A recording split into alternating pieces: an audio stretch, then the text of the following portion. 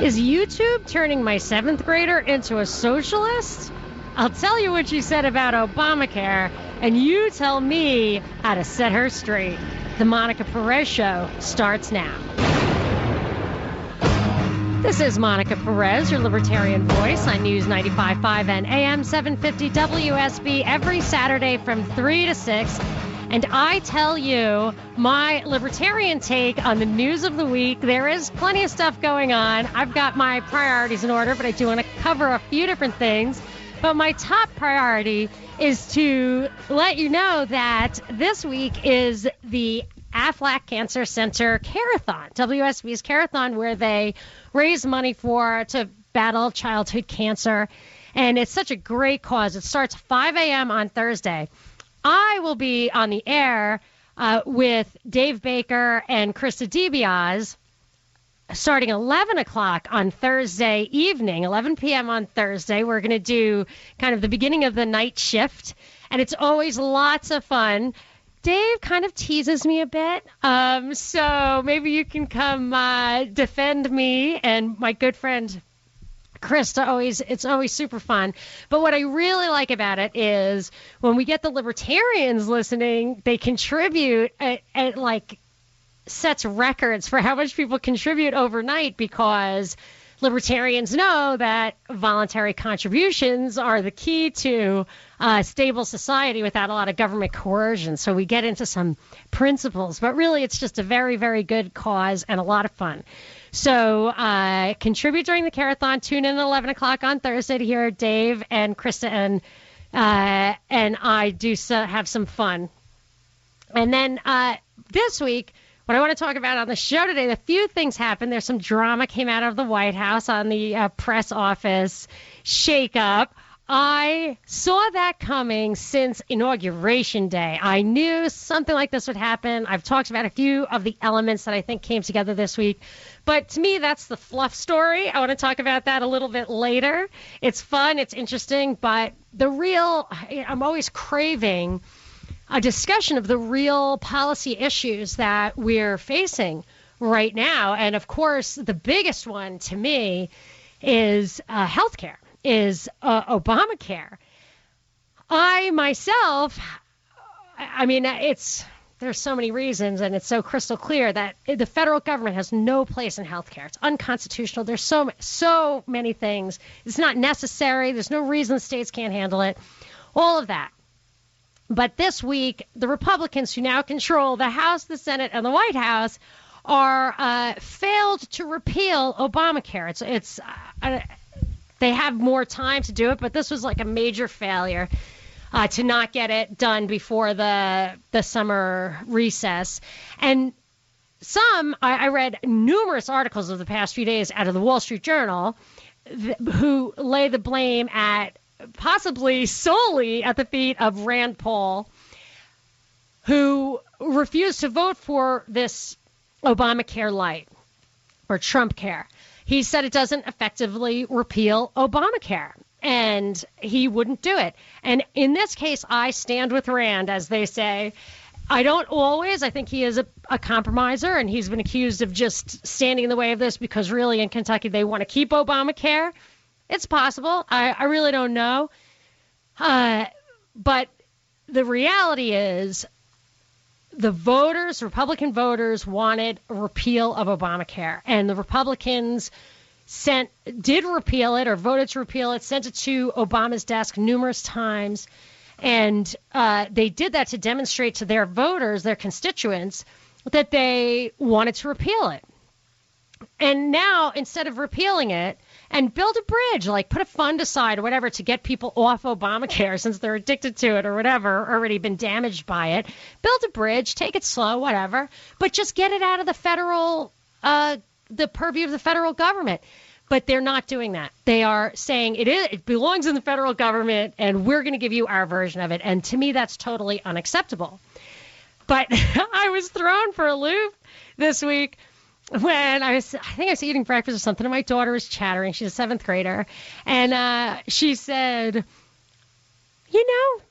Obamacare sounds like a good idea. I don't know why people don't like it. And I was like, I had just watched Saturday Night Fever, and I like had this flash of the mom, the Italian mom, when the older brother tells her he's leaving the priesthood, like what that must look like the fork droops, the jaw drops. I'm like, I look at her like, so this is what you're doing to your mother. You're a socialist now? You know, I was like, I don't know what to do. She's a good kid, and I know I can instruct her, but I was a little taken aback that just being around me isn't enough for her to understand the basics there. And I know she's getting it from YouTube or the electronics that she watches or whatever, because I send her to a really conservative Catholic school that is definitely not promoting Obamacare, if only because it has elements of stealing and killing in it that they would object to just on moral grounds. So I let her use electronics, especially in the summer, whatever. And I set all the filters up, the nanny guard, the YouTube safety, and it screens out all the violence, the vulgarity, the sex, but it doesn't screen out the socialism. There's no like socialism filter, on. I can't do that. So I've got this kid who's getting, kind of, and it's just like sitcoms, and it's just dumb stuff that washes over her this emotional feeling about Obamacare. Because when I told her, well, it's not right to take money from some people and give it to others, she's like, oh, they take money from you? I'm like, yes. Or that you can't say no. She's like, oh, they force you to do it? I'm like, yes.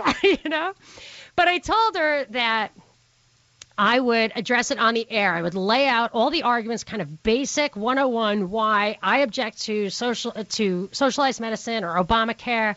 Maybe we'll make this episode a kind of touchstone if you want to help me educate the youth. She said, oh, yeah, instruct the ignorant. She said, that's a spiritual work of mercy. So this is the stuff she learns at the school, and I like it. I wouldn't go so far as to call her ignorant, but I feel it would be great if we could take this time, like as a community, and lay out to help instruct the youth or people who just don't even understand the basics of why this is a bad idea and why it's against our foundational laws. I put up, I'm going to talk about today my top 10 reasons why I object to Obamacare. And I also have a handful of reasons why I think the Republicans do this on purpose, that they've been doing it on purpose since the beginning, that they were never going to take health care out of the federal realm once Obamacare was passed, and they could have stopped it, and they didn't. I have a lot of arguments to that effect, but I want your help because I know I'm not going to get them all, and I tend to be a tad theoretical, so we can get some practical stuff going. So give me a call, 404-872-0750, 1-800-WSB Talk. Tell me what we can put on the record for my daughter and people like her who don't see what's so bad about it, about Obamacare or socialized medicine in general. Or you can tweet at me at Monica Perez Show. My trusty producer, Binkley, is here with some tweets for us. Hi, Binkley. How you doing? Oh, I'm great. A little bit wet because of the rain, but pretty good. Well, you're safe and dry inside the studio now. So what are our tweets saying about helping us make this argument against Obamacare? Well, Dupe Dog wants your daughter to know that taxation is theft through coercion. Nothing is free. Everything the government has, it stole from someone else. End of story. Yeah, that's a good point. First of all, I love the meme, taxation is theft. It's just such a funny thing on the internet. Like, you'll be reading a poem, and like in the end, roses are red, violets are blue.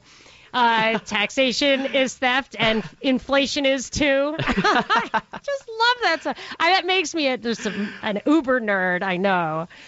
But I do love that stuff. And yes, taxation is theft, and there is nothing that's free. It's always just moving stuff around. It's, in this case, in Obamacare's case in particular, I was listening to Cory Booker criticize Trump for the audacity to let Obamacare fail. And he said the thing that he would do that would be the most bad, the worst thing, is that he would not advertise to get young, healthy people to sign up for health care. These are people who would never sign up for health insurance because it's way more expensive than they could ever need, given how little health care they need.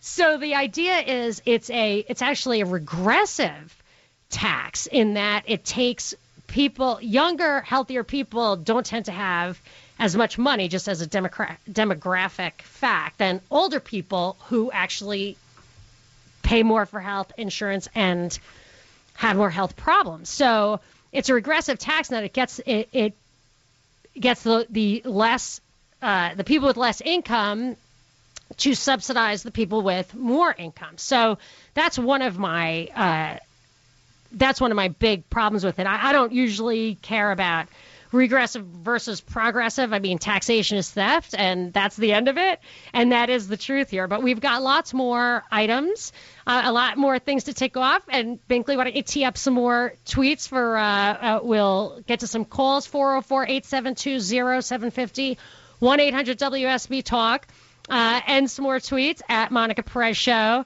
And, help me instruct my daughter and other young people like her on why liberty is the answer with healthcare. This is Monica Perez. Monica Perez on News 95.5 and AM 750 WSB. 89 degrees outside the studio, a 6 on the Mellish meter. Weekend weather is brought to you by Shoemate Heating and Air. And we're talking about the Republicans failed to repeal Obamacare. This was a big week for that. And my daughter, who's in 7th grade, she thinks Obamacare is a good idea. And I could not believe that living with me, she just thought that and really didn't know anything about the principles at stake or the practicality. So I told her that I would bring it on the air, and we together as a community would instruct her and other young people in these principles. So give me a call, 404-872-0750, 1-800-WSB Talk, or you can tweet at me at Monica Perez Show. I'm going to Kelly in Decatur. Hi, Kelly. You're on with Monica. Hi, Monica. Thanks for taking my call. I just want to let you know that I'm extremely proud and very relieved that your 7th grader daughter even tried to begin to understand the importance of Obamacare and why it's not a good idea, and that she felt comfortable to come to you and say, this is what I think, and that you didn't shut her down and that you wanted to talk it out with her. So thanks for being a great mom. Thanks for being a good teacher, and just thank you. Wow, thanks, Kelly. That is super sweet. I have to say, I do appreciate that she's interested. I got some advice on Twitter that I should use reverse psychology, tell her I love it, and then she'll hate it. But I think she's past that stage. She doesn't do that to me. I think she wants to understand, but I realize that it's actually kind of complicated. You have to start with the basics, and it's just, I'm not sure kids that age have the attention span for. I'm not sure I have the attention span, you know? Well, you could start with her, like, I don't know if you do an allowance, but start with her allowance and say, okay, you get $10 a week, and 15% of that is I'm going to take back because that's tax, and that's going to pay for Obamacare. That's actually a great idea, and you could really demonstrate the injustice with, like, the other kids, you know, taking some from her and giving it to the other kid. That would be pretty funny. I'll have to give some thought. But I really appreciate that that she thinks that way. And I try to always start with thou shalt not steal and thou shalt not kill.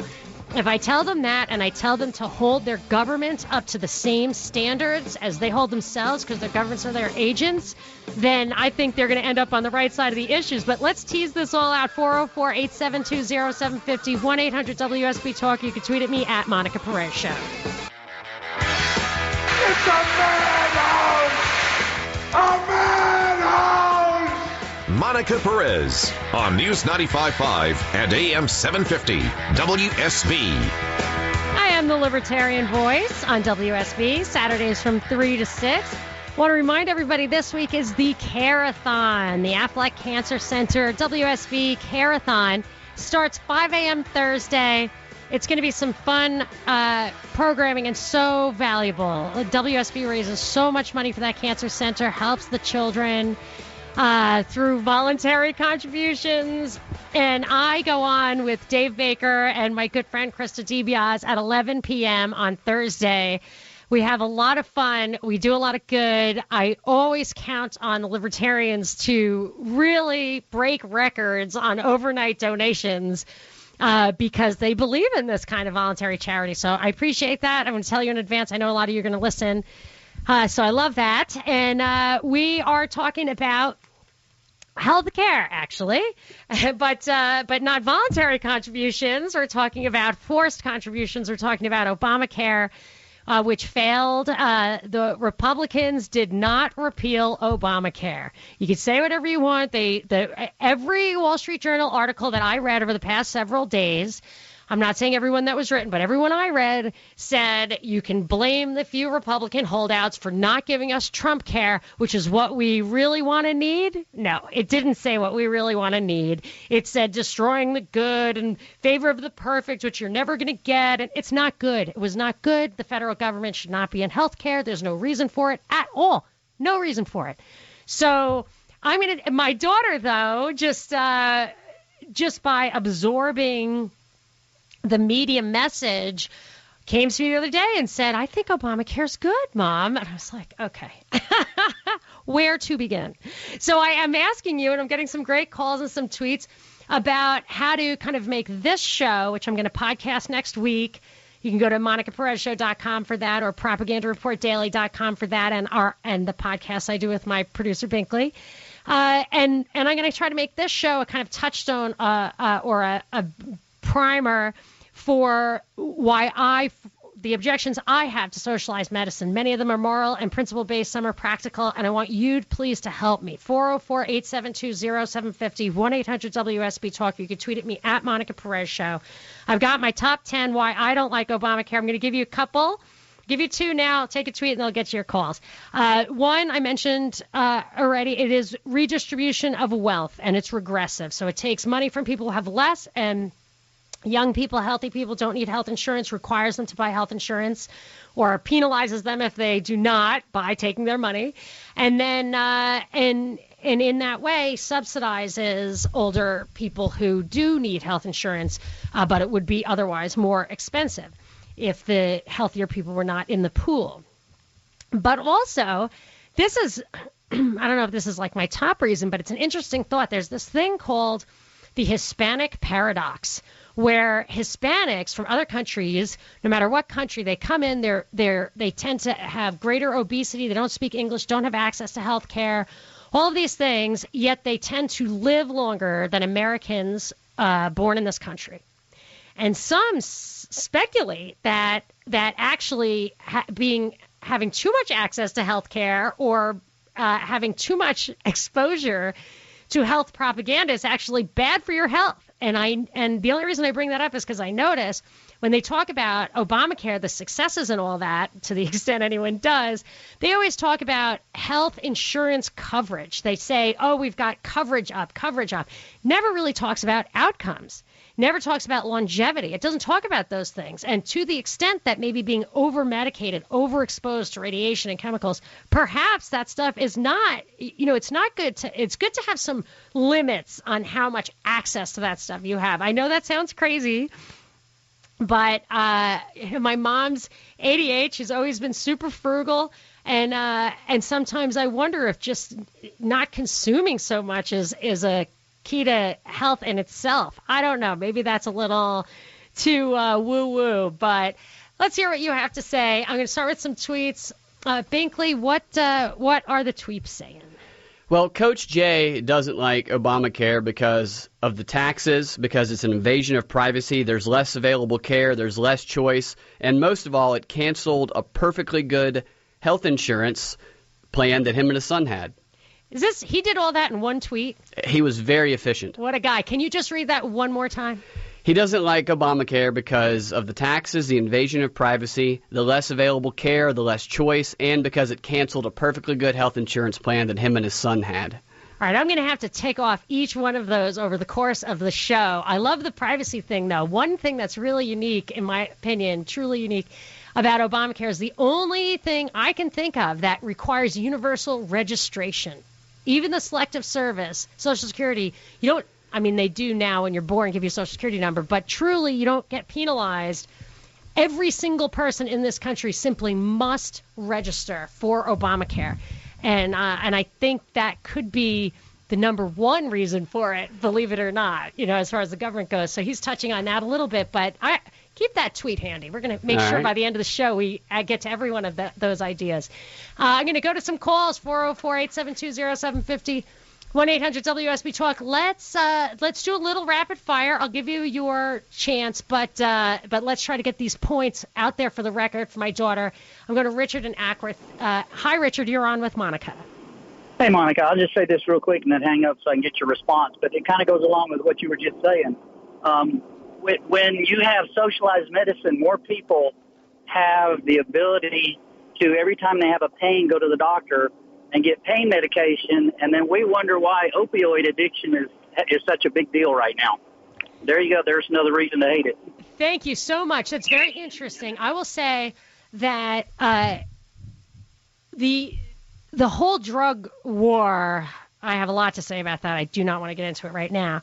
But to have a welfare state is like a moral hazard for that stuff. They subscribe it. They control it. They pay for it, and then they complain that people abuse it. Then they take over Afghanistan and make sure the poppy fields are growing. I have pictures of U.S. soldiers guarding poppy fields in Afghanistan.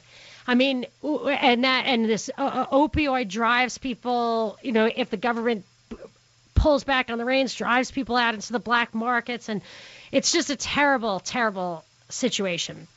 But yes, this kind of overregulation, and then and the reality is they pay for these drugs, and if a natural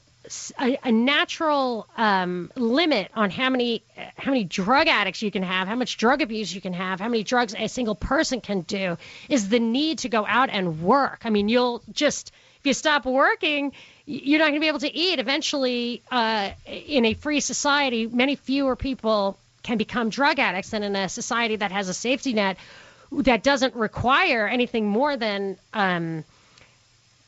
just need or asking for it. It's not truly based on disability or whatever. It allows you to get yourself into trouble and then access this stuff. That's what they call a moral hazard. It sets up a situation where there's a bad result from supposedly a good plan. Anyway, I'm going to John in Cobb. Hi, John. You're on with Monica. Hi. I want to help your daughter understand what's great about Obamacare, if you like. Okay, go for it. And you say you don't like theft, and you think taxes are theft, and so taxes are a bill that you pay for everything you get. You get the military. I'm driving on a road right now, so taxes are a bill. It's not theft. What if why am I obliged to pay that? Did I agree to pay that, or are you forced? You're enjoying the benefits. It's because you did agree to pay that when you said the Pledge of Allegiance. You agreed to be a citizen of the country. Here's my problem. And the country runs well because of the taxes you pay. Don't you feel that the contract? I don't know for sure. I'm not sure I agree with this idea that you've consented to be governed. But if I consented, don't you think that consent was to the Constitution, the actual law that defines? Yep, that's correct. And the Constitution has representative government. And we elected our representatives who voted for us to pay taxes, so we could have a military, we could have roads, we could have a Supreme Court. Made it very clear. The Supreme Court made it very clear when it defined the 10th Amendment that the police powers, which include health, was at the state level. Obamacare does violate. That's not true. The 13th Amendment of the Constitution allows for an income tax by the federal government. No, I'm talking about Obamacare is not permitted by. Well, let me help you understand the brilliance of your daughter. You said that you don't like theft, that you don't like people paying for something that they don't want to pay for.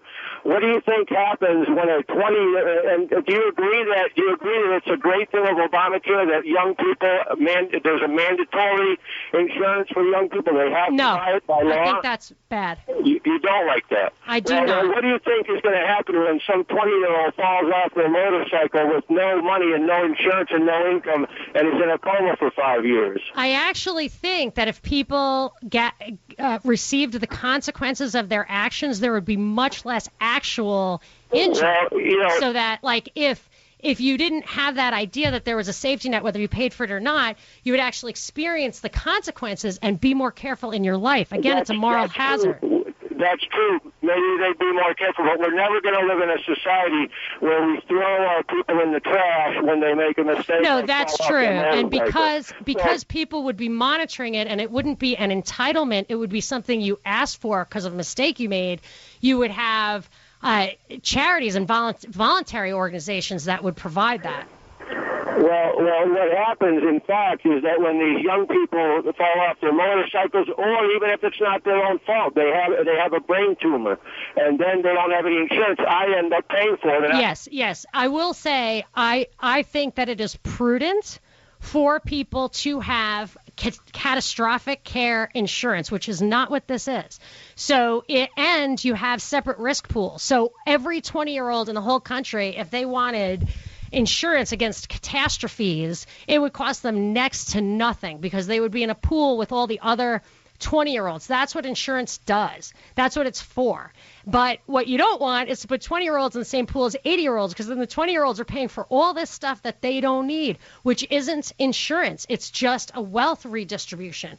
But in any case, you don't need it at the federal level. There are enough people in every state that if your state wants to swap money around like that, they absolutely could. The problem with the healthcare system to start out with was that it was so highly regulated, the free market didn't operate. But I think our fundamental difference, John, is that you see this system, society as a collective, with the basic unit being society itself, where you, as a society, to decide what's best, can force individuals to do what's best. I, as a individualist, I don't think that's morally correct, and I think my system results in better outcomes because the actions, the decisions are at the individual level, and so are the consequences. But this is something you and I will never, ever resolve, I'm sure. Thank you so much for calling, John.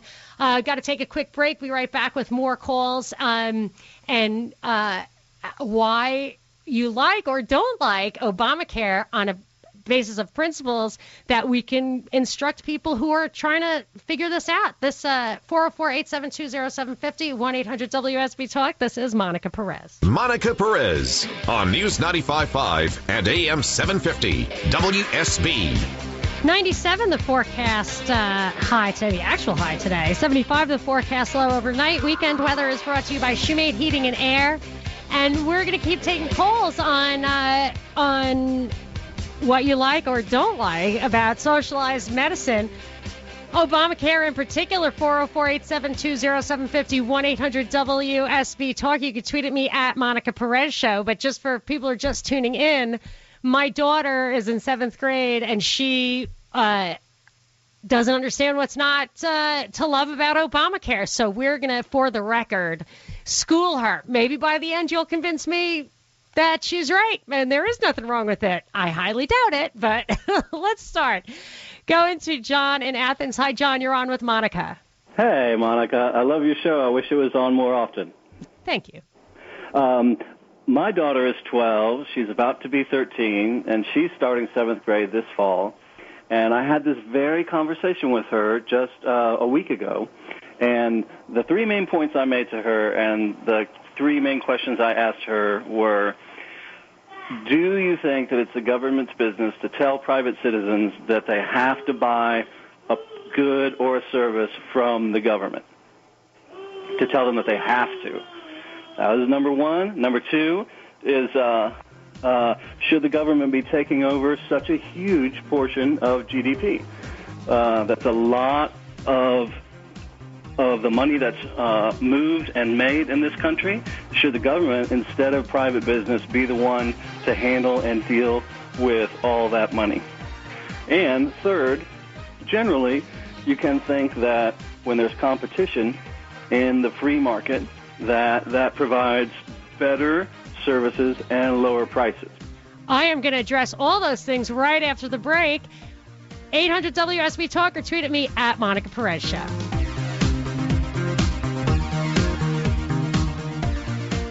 This is your last chance. After this, there is no turning back. You take the blue pill. The story ends. You wake up in your bed and believe whatever you want to believe. You take the red pill. You stay in Wonderland. And I show you how deep the rabbit hole goes. This is Monica Perez, your Libertarian Voice on News 95.5 and AM 750 WSB every Saturday from 3 to 6.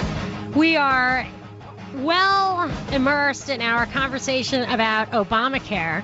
And it's funny because for me, that's a subject we have been talking about for years. I mean, it is the one, I'm a anarcho-capitalist. I believe that the government has totally betrayed us. It's hopeless to think limited government would work. I wasn't even involved in politics at all, but Obamacare got me off the couch. And I have been suspecting the Republicans would not stop it from the beginning. I have clips. I don't know if I'll get to them, but from my shows in 2013 saying these guys are setting us up. They could stop it now. They're not going to stop it. They'll never repeal it. The next step is going to be universal health care. So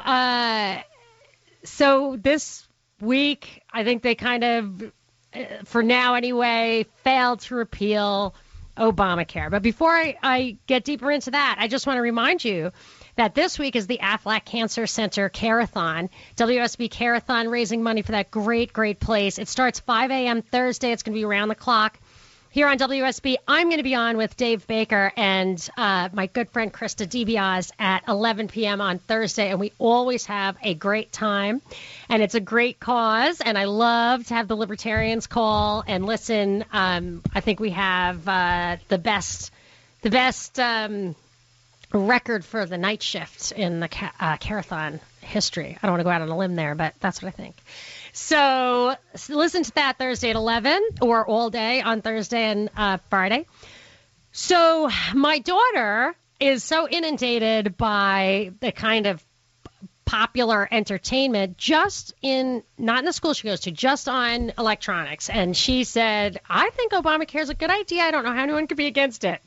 So that's what we're doing the show on. Teach my daughter. Teach your daughter. Teach the youth. Let's put pen to paper and make a list of the reasons, the fundamental principles, or even the practical reasons of why it doesn't work. But I'm even open to why it does work. I had a call before from John who said that I had said taxation is theft because I'm a libertarian, and he said it isn't. We have consented to be governed. My argument against that, though, is that if we consented to be governed, and I'm not sure I have, but if we have, it was to the Constitution and the Bill of Rights. So the government that we have right now, who gave us Obamacare, which is against the Constitution, I don't care what John Roberts says, is against the 10th Amendment. You cannot have the federal government controlling health.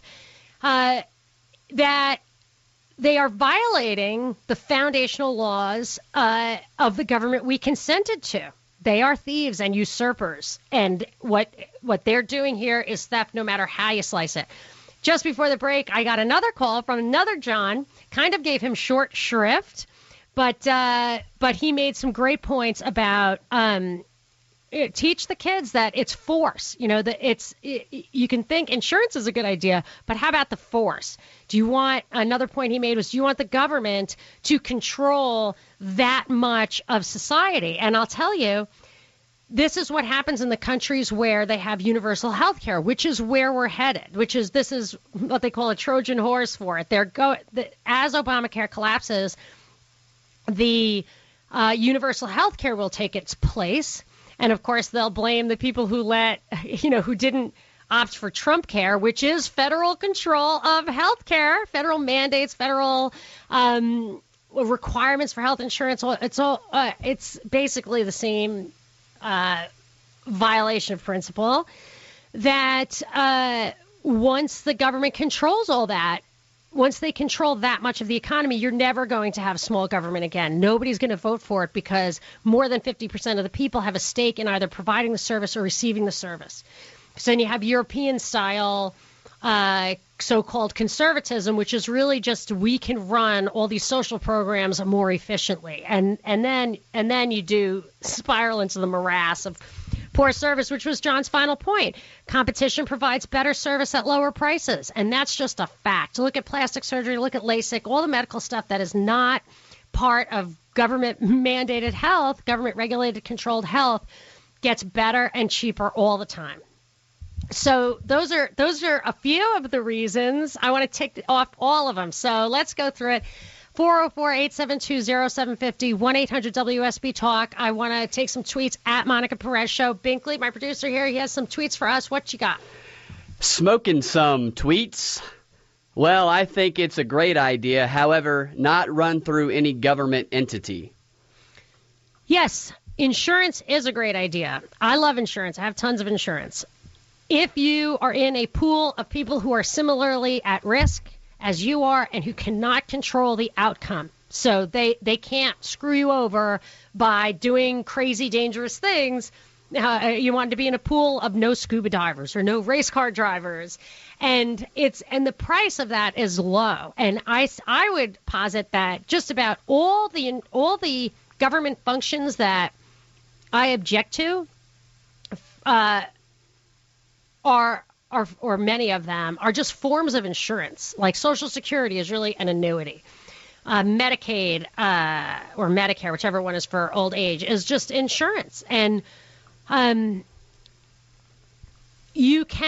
there are private markets for that. And if people can't afford that, that's one thing. Then you go to charity. But very few people cannot afford to live, and take care of their basic needs.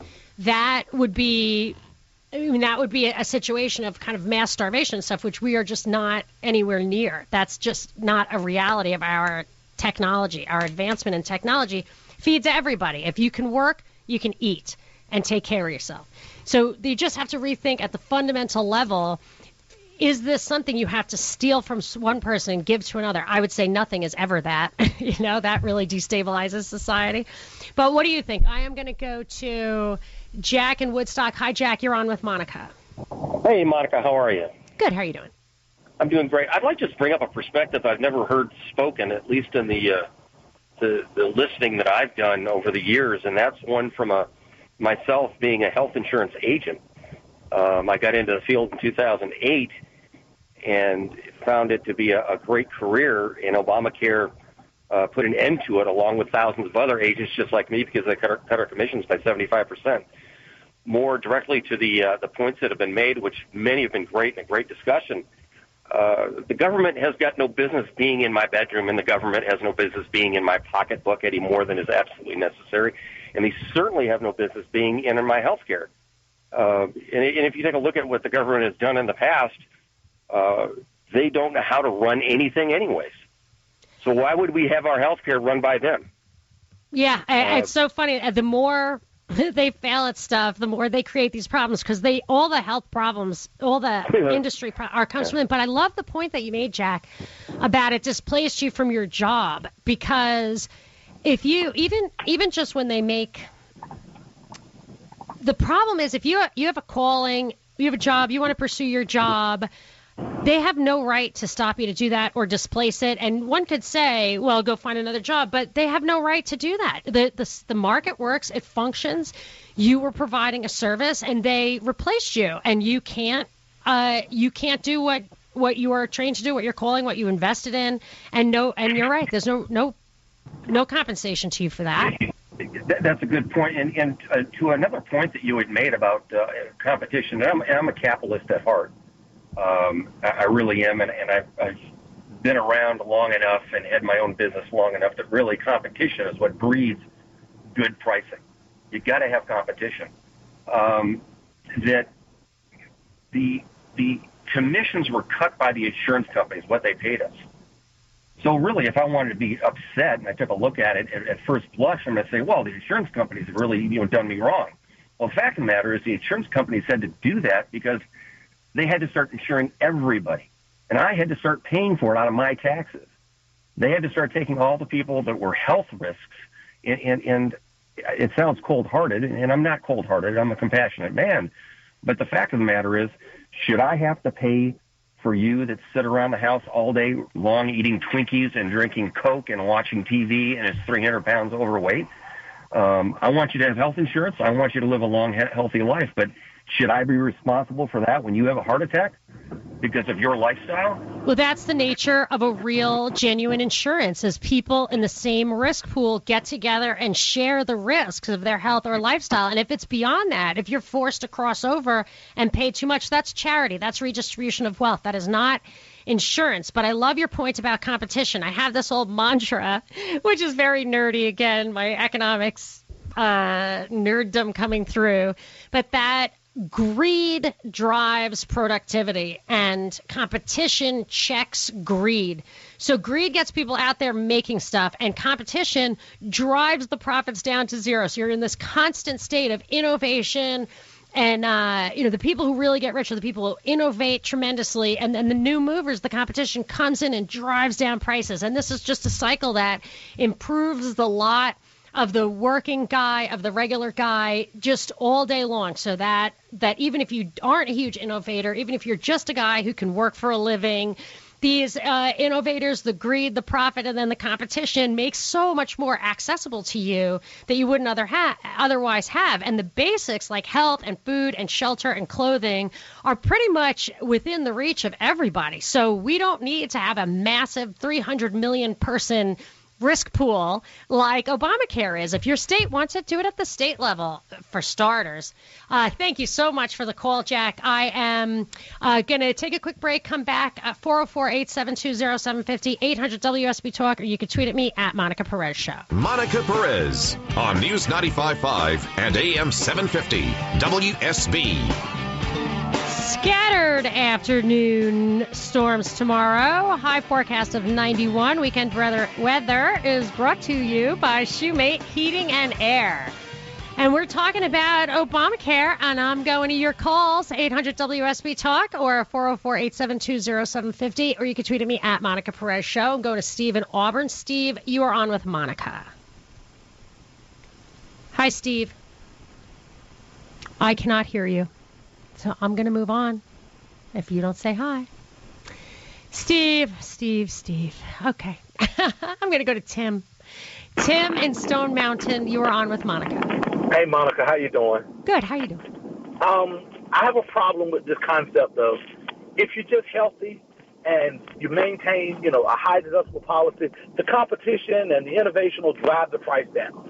I'm one of those people who that's just flat out not true. In 2016, Valentine's Day 2016, I was perfectly healthy. I was the lowest possible risk, 48 years old, active, full lifestyle, paid my insurance, everything was fine. I had a high deductible policy on Valentine's Day 2016. I had a heart attack. I had a $10,000 high deductible with the high deductible policy. I paid my $10,000. My medical bills were over $300,000. At this point, if it were not for some sort of governmental regulations, at this point, I could not get insurance again.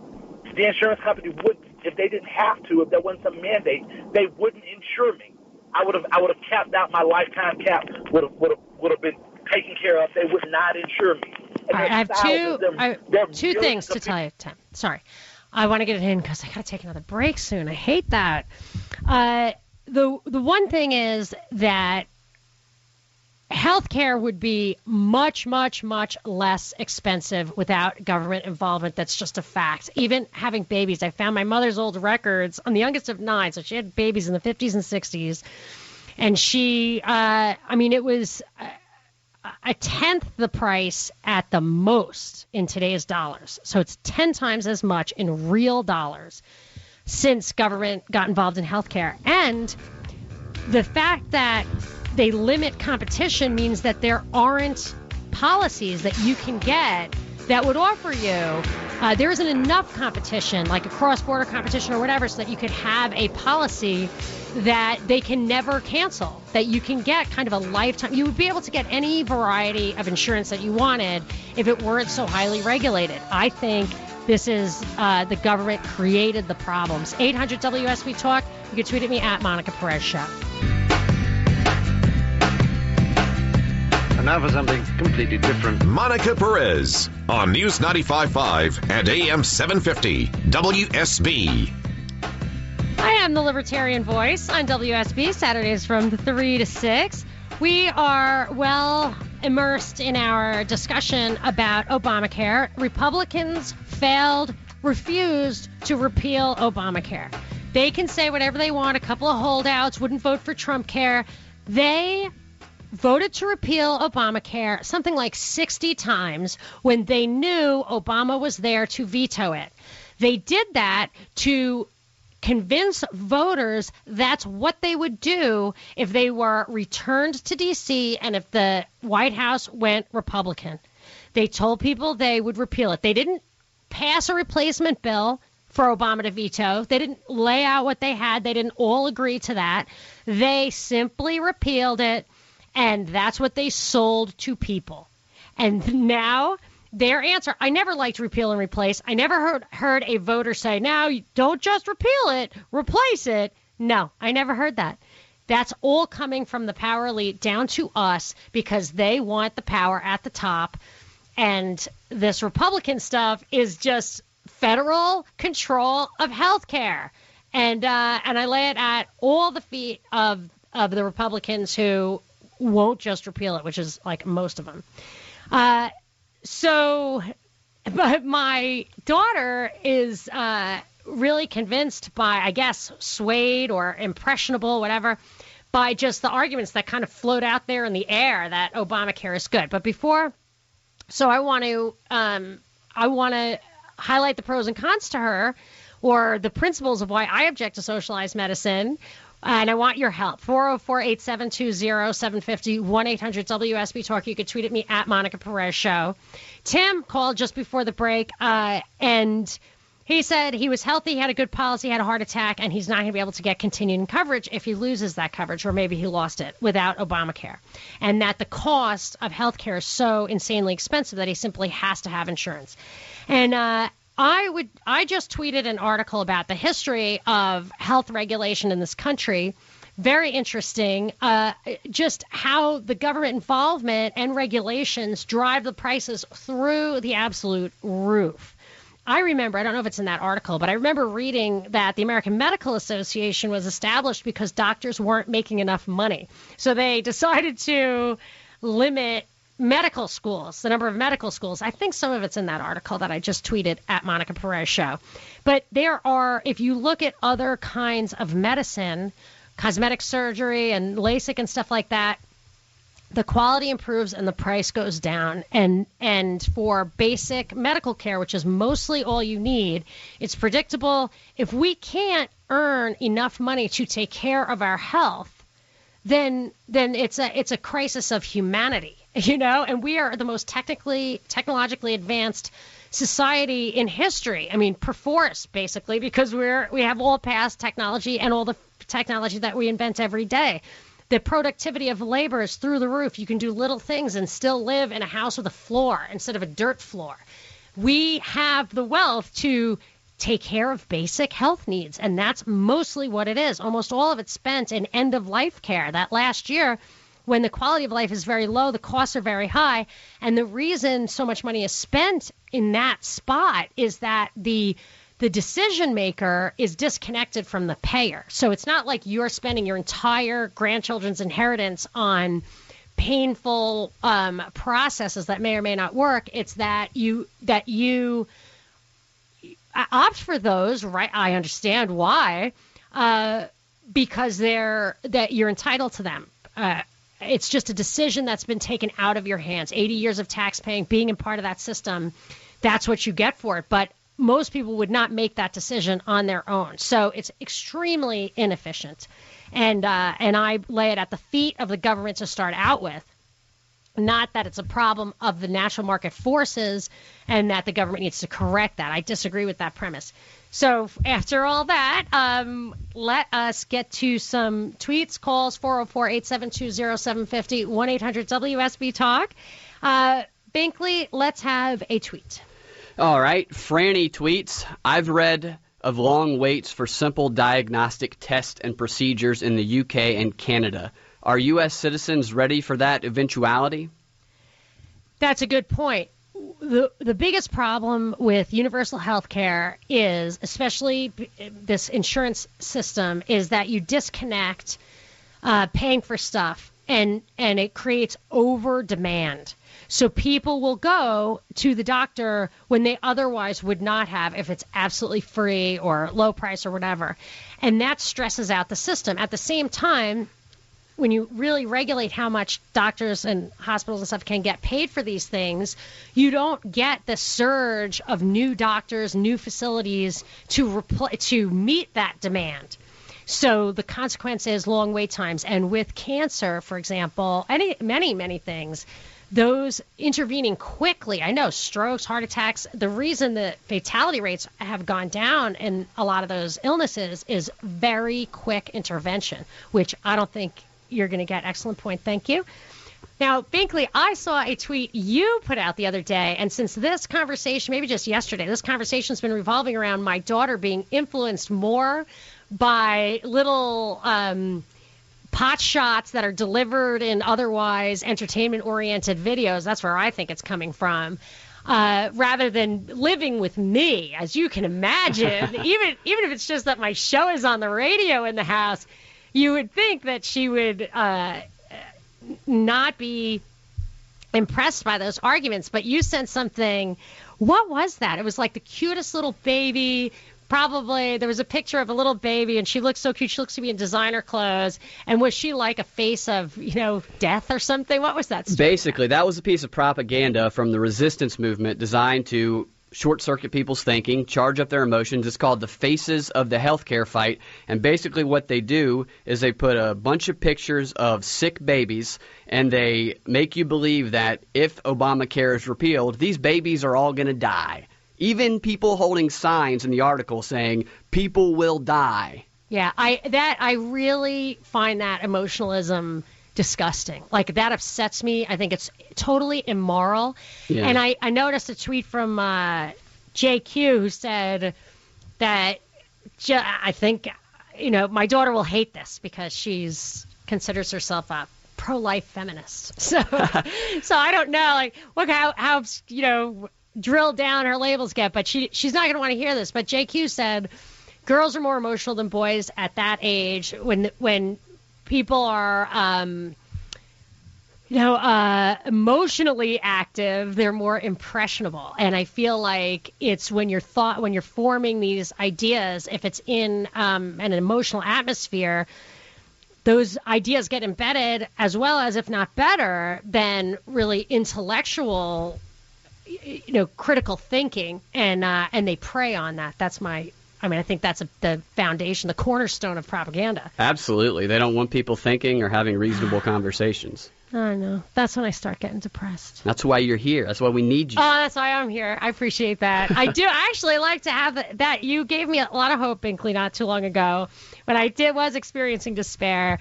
Because somebody wrote to me and said, are you a puppet? And I was like, oh my God. Well, I'm not a puppet. I'm not a puppet because I'm not saying what somebody else tells me to say. But he thought maybe I was a relief valve that helps people not worry about this stuff because they think I'm on the job. But you pointed out, and I'm happy to say that actually I don't do that. I just make people think and argue and talk. And maybe that really is the solution to some of these problems, is to keep people thinking rather than just emoting. Challenge them to refute, not just dismiss or get louder. Yeah. All right, let's thank you so much for that. Let me get to some calls. I am going to Debbie and Marietta. Hi, Debbie. You're on with Monica. Hi, Monica. How are you? Good. How are you doing? I'm pretty good. I just wanted to ask you a question. I am a professional, and I'm a contributing member of society, and I pay my taxes, and I, all those things. I provided retirement and so on and so forth. My mother lived with me. When she got to be in her late 80s, she developed Alzheimer's. When she developed Alzheimer's, she had to go into a nursing home, and she did not have the resources to pay for the nursing home. And I struggled and finally decided, it was a question of, do I quit my job and stay with her and lose my livelihood, or how do I finance her nursing home care? And we turned to ultimately to Medicaid. And I bit my nails until I figured out, how to apply and get her approved for Medicaid. She had no asset. So that's what I struggle with. There are lots of aging people out there.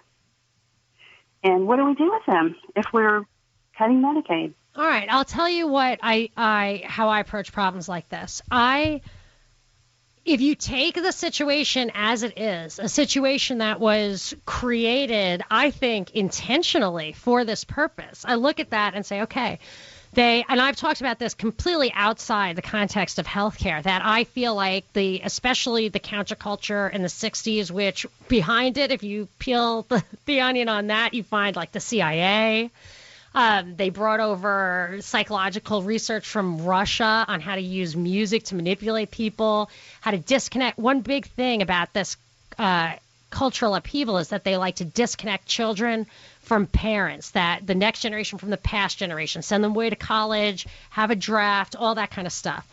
And the reason they want to disconnect, even implementing things like Social Security to allow those disconnections. And then the state, of course, has all the power because there is no community, there is no root, there is no family. But when you splinter, and war does this, college, a lot of things do it. When you even when refugees, like you go and blow up a country, bring a bunch of refugees in, that ruins their country, and then they're over here and they don't have the roots. So in an organic free society, you would have extended family, you would have social support systems, and there would be a lot more checks and balances on your own behavior, what's good for you, traditions, culture that keep you inside the group. You're more respectful to each other. I know that's maybe too deep. It seems too pie in the sky. But even if you just think, you said your mother has no assets. If you think about your tax bill, the more money you make, the more taxes you pay. We pay so much in taxes. My husband and I, we don't have much savings at all. But every time he gets a raise, it feels like his tax bracket goes up. And we would have more assets if it weren't for that. We could plan better. If you didn't have hyper demand, the cost would not be so high. And now only the super high cost option is what people look to for Alzheimer's and many of these diseases. The answer is these high cost things because that's how the system is created. And I know Alzheimer's is difficult. We've had that in our family, and I know you need some lockdown and facilities like that. But I would say that the problem that our system, to the extent even not only the medical system, but cultural, the culture being undermined, has intentionally created this dependency on the government. So I would say if we open our eyes to that, we roll it back, not roll it forward. Thank you so much for the call. I got to take a break. 800 WSB Talk, or you can tweet at me at Monica Perez Show. Monica Perez on News 95.5 and AM 750 WSB.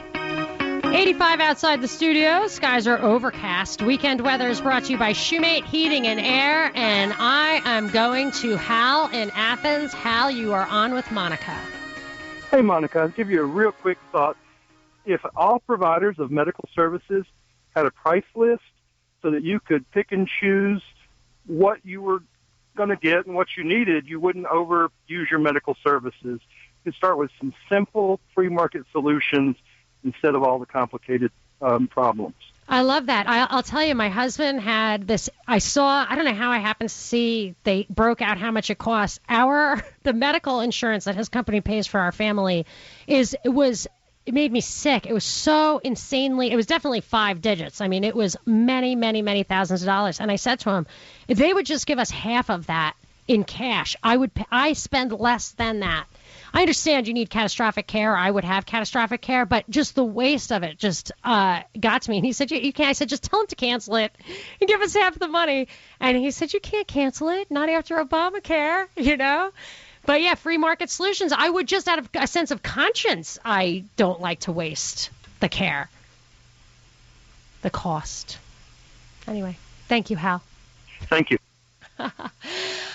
So, yes, the idea behind Obamacare, I understand there are people who need help. I do. But the moral hazard of having the governments control this stuff, the inefficiency, the abuse, it causes so much more suffering. It wastes so many resources that could really be used more effectively to relieve more suffering. I think this got no press, but Jeff Sessions and his gang made the largest, I think, medical fraud bust in history of people abusing the system, writing fake prescriptions, and getting reimbursed by the government. I mean, this stuff is so wasteful and harmful.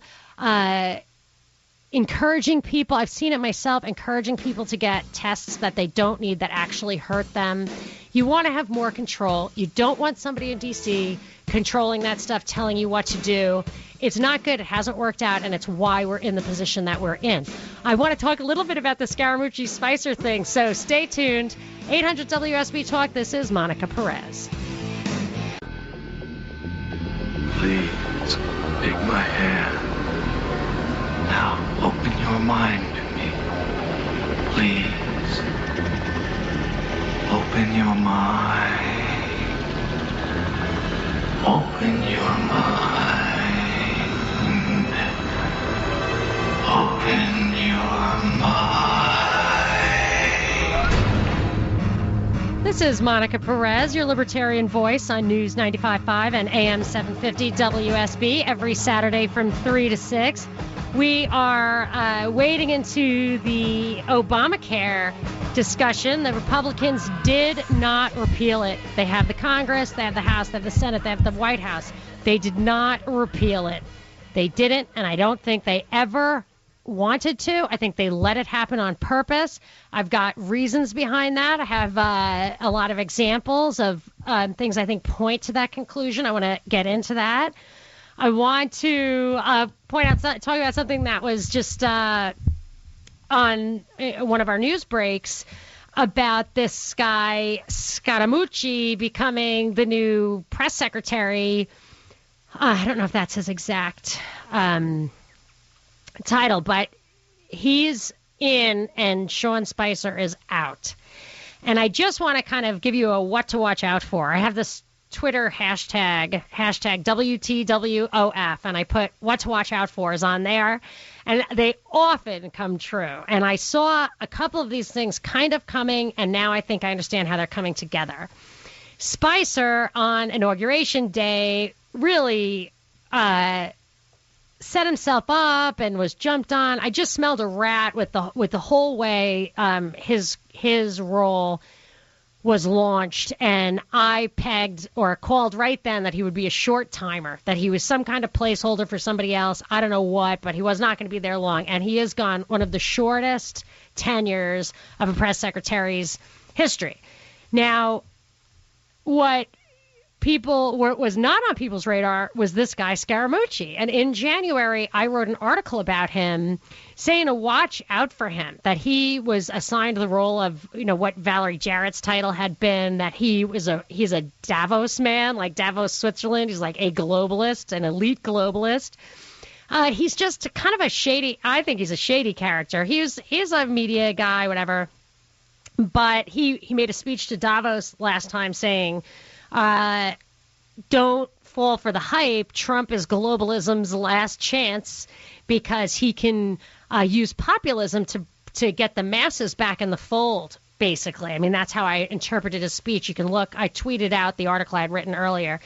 But now I see Scaramucci as taking this larger role, and I feel like what he's doing is carrying on or launching a dialectic, a problem, crisis, resolution, or thesis, antithesis, synthesis kind of operation that I talked about on my April 15th show. You can listen to the podcast of that. It was a good show, where I said I thought that there is this emerging schism in the White House. Everybody's talking about it, but I think it's I thought it was a little bit of a setup, but it's the Bannon-Priebus faction versus the Kushner-Cohn faction. And Scaramucci dominating Spicer, I think, is a sign that is, he joins that Kushner-Cohn, they're all Democrats, and Scaramucci was an Obama supporter, if I recall correctly.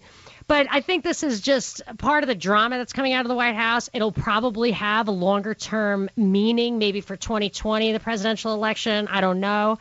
I get the feeling that Bannon and Priebus are there to keep the alt-right on, the populist stuff on Trump's side while he embraces all these Goldman guys and cronies and big money. I mean, it's an interesting tension that I think is meant to keep two factions kind of in the tent at the same time. We'll see how that unfolds. I'll keep watching it, but I definitely, this guy was on my radar, and here he is. But I got to say, there's a couple of funny, Binkley's here. Binkley, do you have the, there was one, I have a quote by Scaramucci, but I think you have a quote by Donald Trump. Let me find the Scaramucci. Oh, yeah, here he says he addressed reporters Friday. I was listening to the press conference like in real time, which I usually don't. And he says, he thanked Spicer for doing a, quote, amazing job and added, I love the guy. I hope he goes on to make a tremendous amount of money.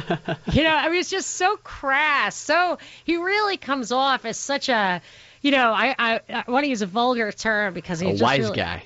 A wise guy. But no, I'm not even talking about the mafiosa aspect that he makes you feel. It's the jerk thing. It's the money is everything, slick Wall Streeter, which I think that Trump's kind of billionaire thing is overblown. This guy's thing is overblown too, because when I looked I used to be an investment banker, and from what I could tell, he was his highest rank was a vice president in private wealth management, which is a very lucrative and respectable career for a normal person, but it doesn't indicate any running the country type credentials, if you ask me. It was not a very prestigious position at Goldman on Wall Street, I'm sure. But he has some funny background. I don't know. I think he's a deep state guy. But what was the Trump tweet? Trump's tweet, it was similar. It was, Sean Spicer is a wonderful person who took tremendous abuse from the fake news media, but his future is bright.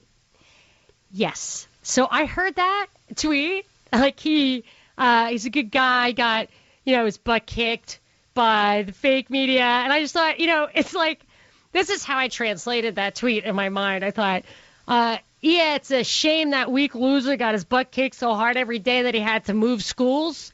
But I'm sure if he goes to a school for weak losers, he's going to do great. Yeah. And, so that's what we want the best for him. We want the best. I think that was my Scaramucci voice. That's pretty good. Trump. Sorry. Trump is from Queens, but he doesn't, we're from Brooklyn. I think that's like, is that a step below? Uh-oh. If my family's listening, I'm going to get a whole lot of emails. Like, what do you mean Brooklyn's below Queens? Absolutely untrue. Untrue.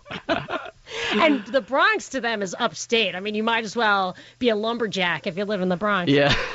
So anyway, I just think this whole thing is going to be funny, but I do think that the drama is in part just a ratings-getting sideshow.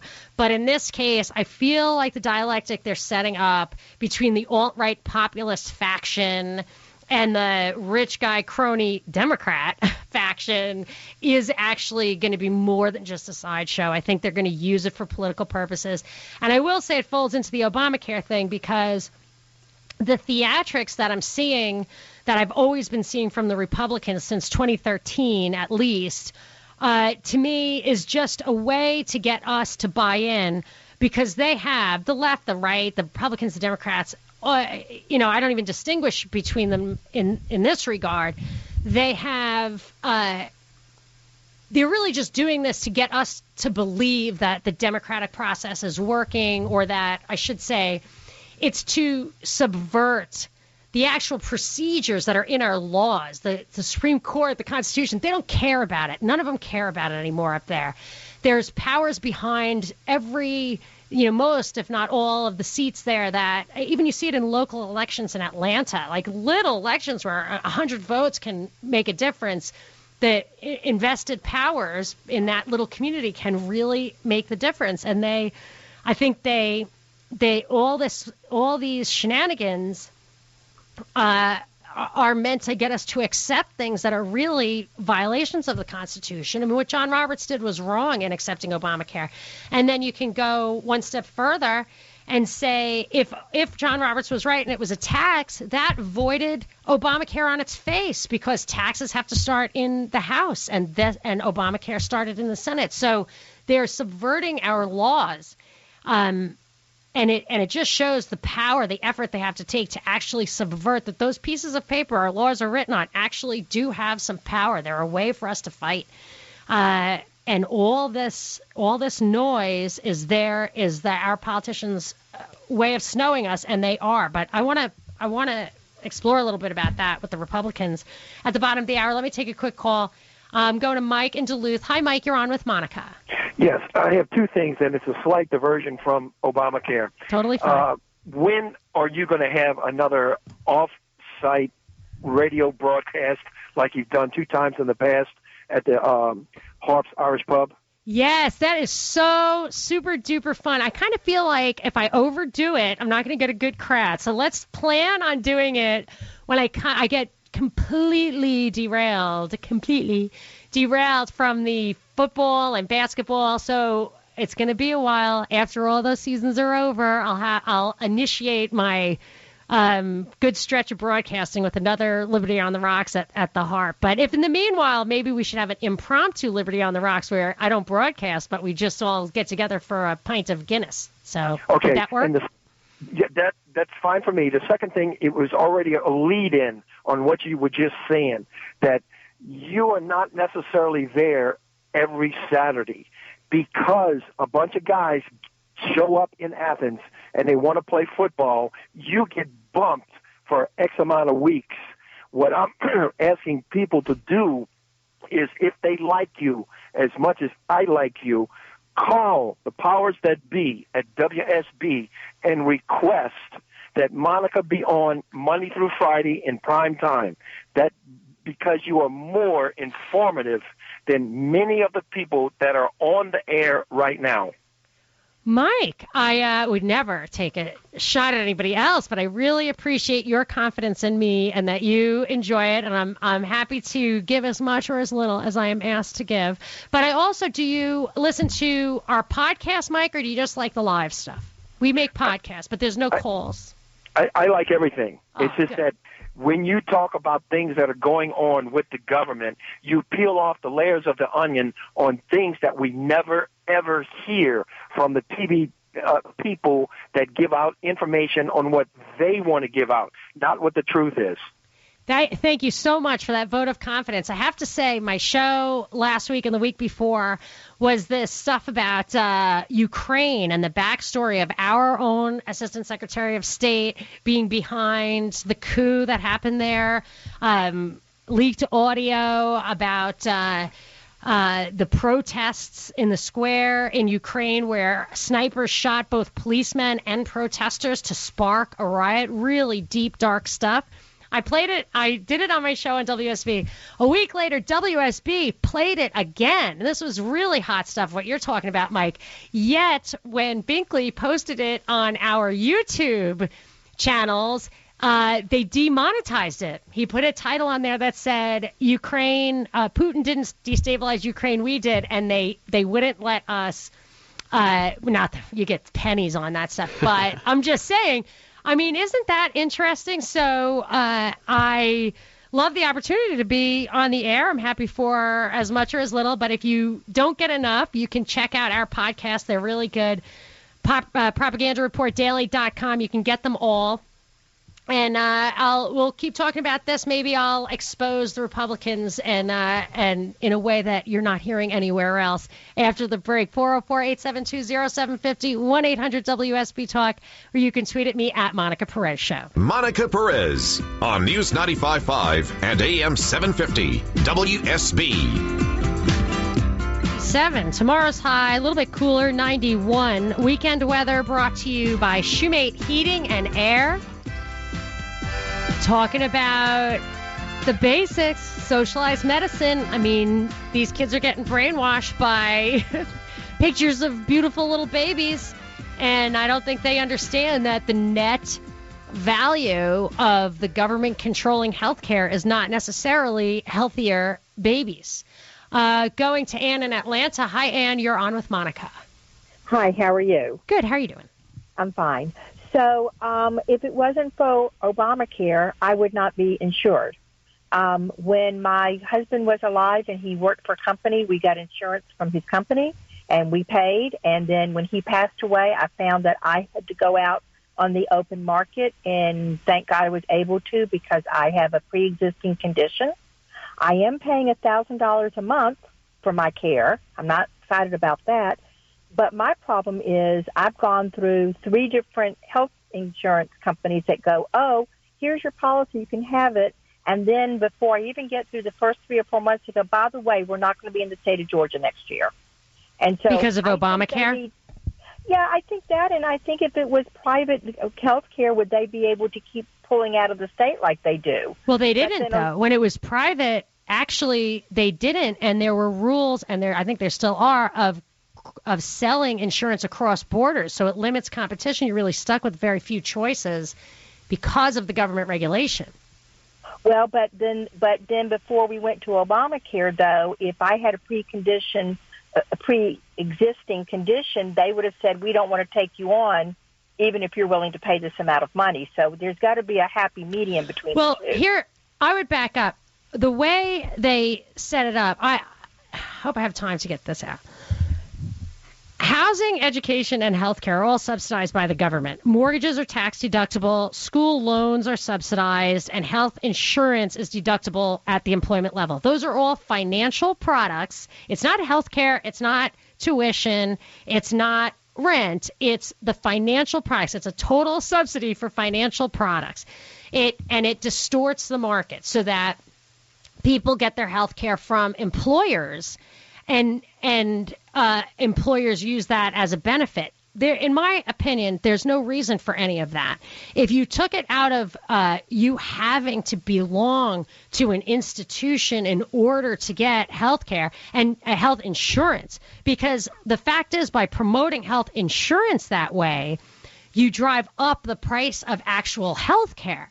So in a free society that didn't have the government manipulating, subsidizing, encouraging, or forcing people to buy insurance to kind of overinsure, you would have a very different product. I mean, maybe you would have a cradle-to-grave health insurance, life insurance policy they could never kick you off of as long as you pay a monthly fee. You pay taxes your entire working life. You know, it would be a lot cheaper if it was efficient, private, and competitive.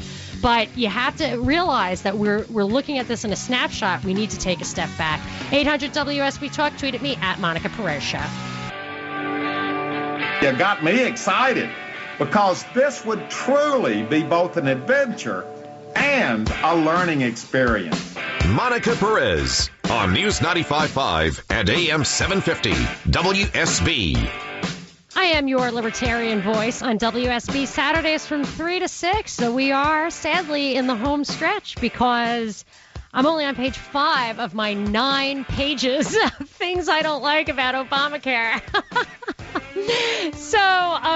But one thing I absolutely have to get to, I had some clips, they're good, but the calls I have waiting, Jason, John, James, look better than my clips. So you guys hang on. I'm going to get to you. I think I might do the clips. Binkley and I will do a podcast later in the week, try to get to those.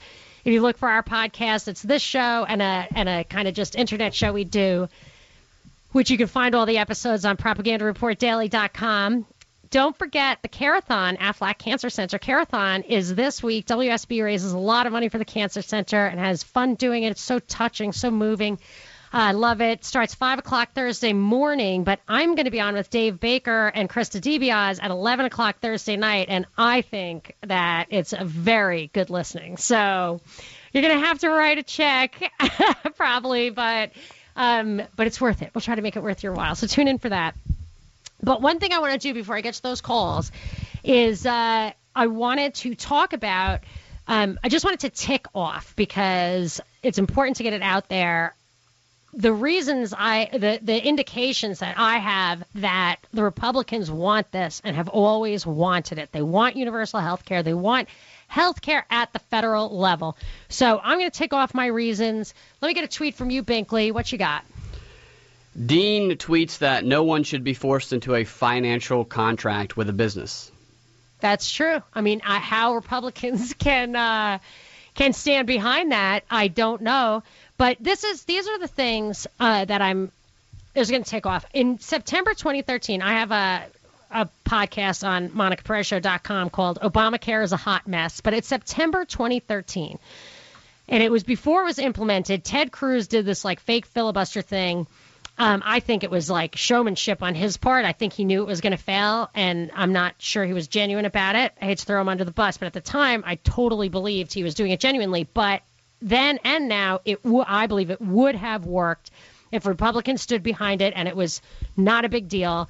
That in order to get the budget passed, they needed to be able to vote on the budget. Harry Reid, who was the head of the Senate at the time, needed 60 votes, and he didn't have them just as Democrats. So the Republicans, if they did not vote on what's called cloture to get on with an actual vote on the budget and stop discussion, if the Republicans didn't vote for it, it wouldn't have gone to a vote.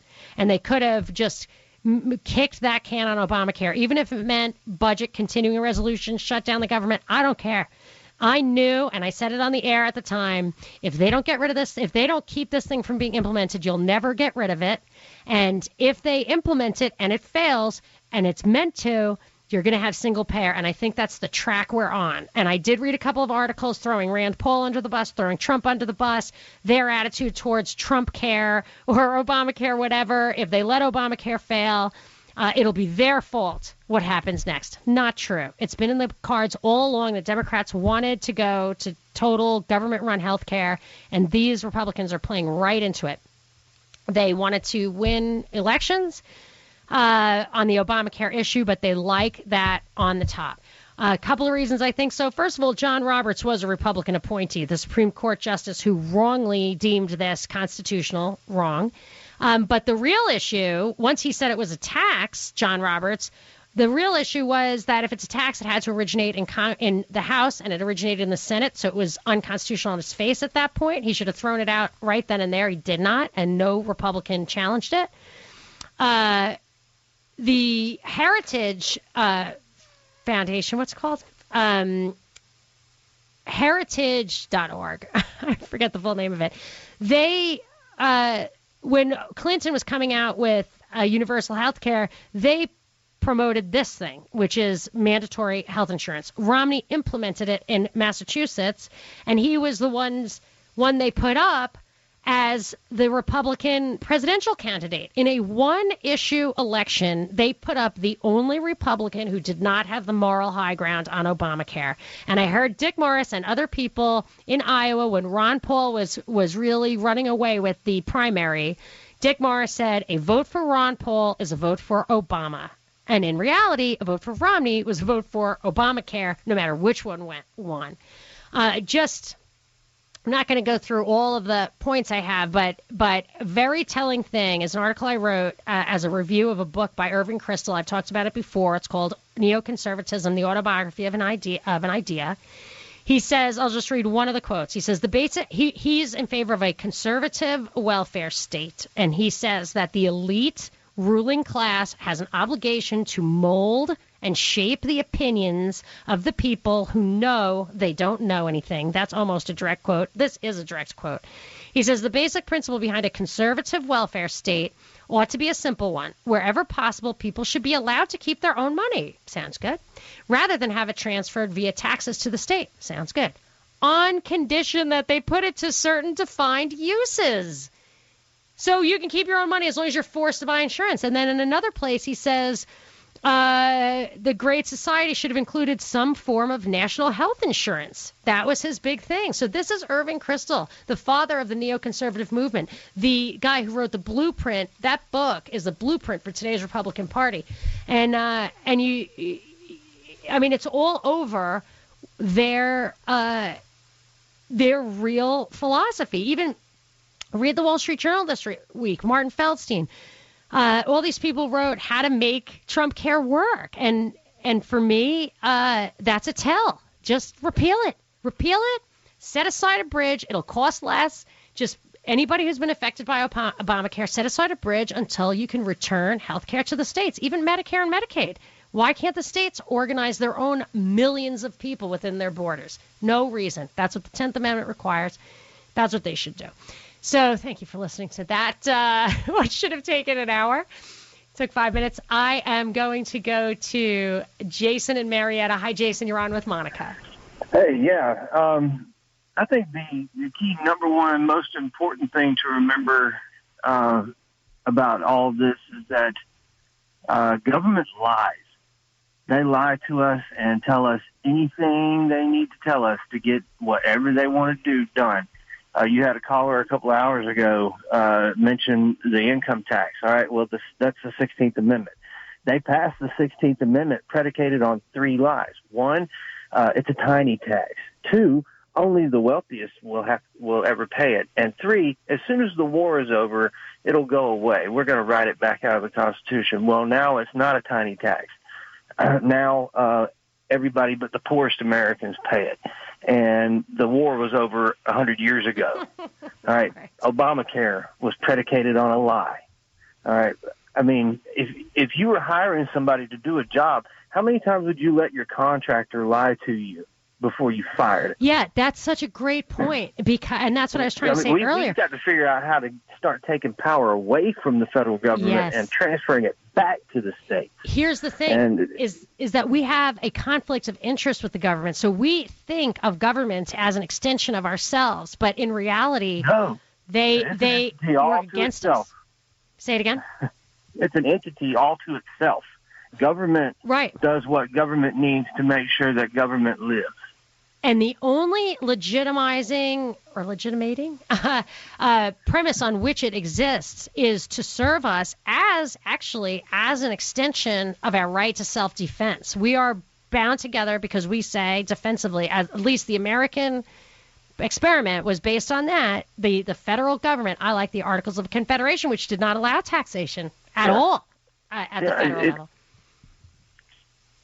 So I'm with you. I think that our government, even if you consent to be governed, no one, if you acknowledge that the Constitution, the Bill of Rights, and the Declaration of Independence are the foundational laws of this country, the things that garnered our consent to be governed, then our government is totally illegitimate at this point because it steals our money, kills in our name, and violates that foundational law every single day. And that's why this is not it's not a legitimate government, and it needs to be dismantled. It certainly shrunk. Thank you, Jason. I'm going to John. John in Beaufort. Hi, John. You're on with Monica. Good afternoon, Monica, and thank you for having me on your show. Thanks for calling. What you got? I have a daughter, and like any teenager, she was the Bernie. Give me for free everything. Free college. And no, she's right before college. She's going into her senior year this year, and she couldn't figure out why when she did her calculations for her summertime job, she couldn't figure out why her paycheck was less than what she figured. And I had to go. I know it's funny. I had to show her, hey, look, nothing's free.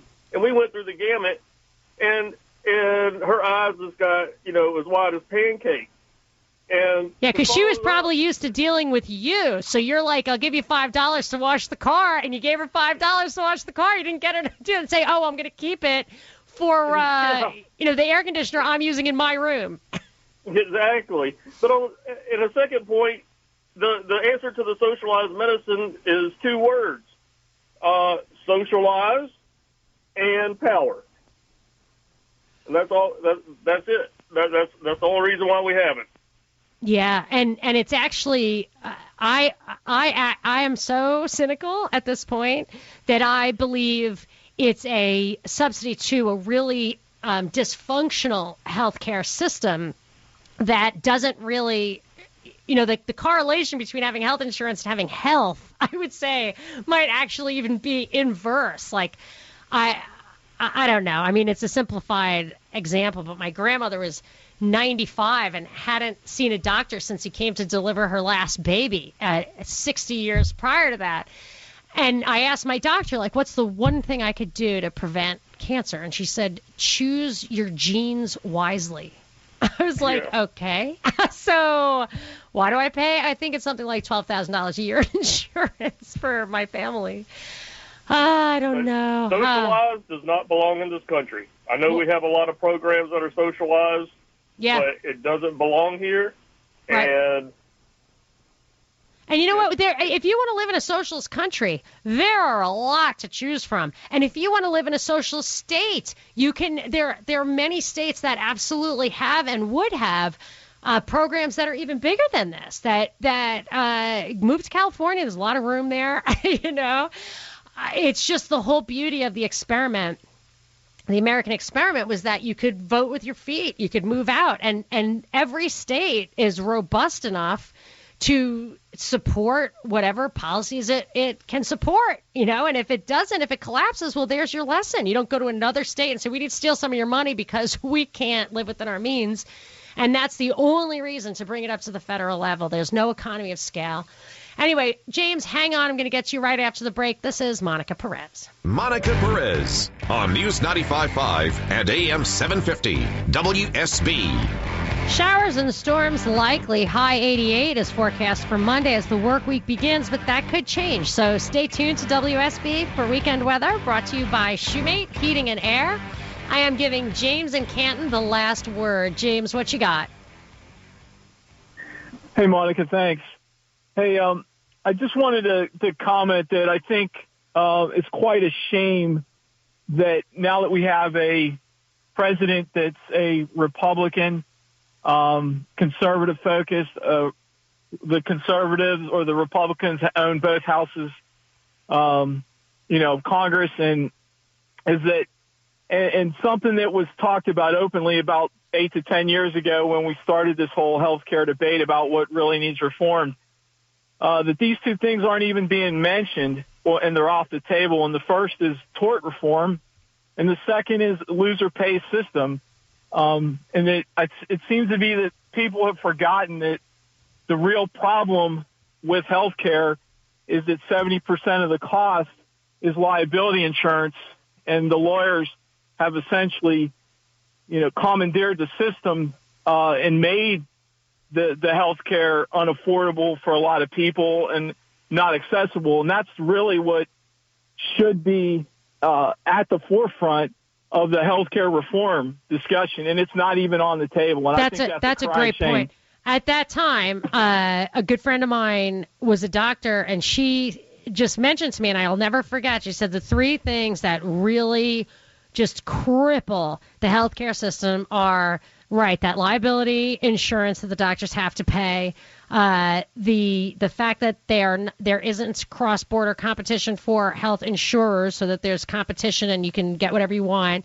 And also she mentioned end-of-life care. She said that there's just the cost, almost all the health costs are end-of-life care, which opens the door to how much value are you really getting from healthcare if you're mostly healthy most of the time, then insurance should actually be pretty cheap. Just pay for your doctor's visits and pay for some catastrophic insurance.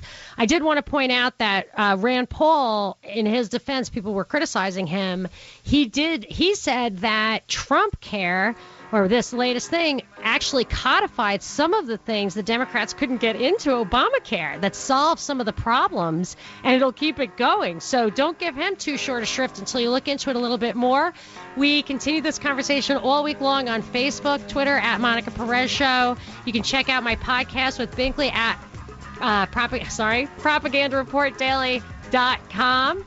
And we will be back next Saturday from 3 to 6, and I'll be doing the Carethon Thursday at 11 p.m. So lots of good stuff. Talk to you next week.